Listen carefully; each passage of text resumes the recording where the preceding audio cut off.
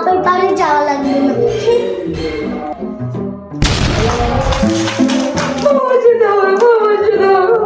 বৌমা তুই যদি যেতে চাস আমাকে হাত পা ম্যাসাজ করতে হবে। শাশুড়ি আম্মা আমাকে যেতে দাও, আমি আপনাকে সারাদিন ম্যাসাজ করে দিব। আচ্ছা বৌমা তুমি যদি আমাকে ম্যাসাজ করে দাও তাহলে যেতে দেবো। বৌমা ভালো করে তুই ভালো করে।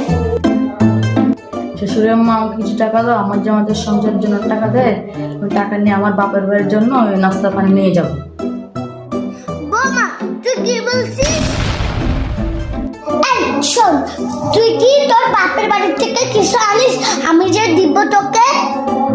পাত্র একটু চাইলে আপনারা কমেন্ট করুন।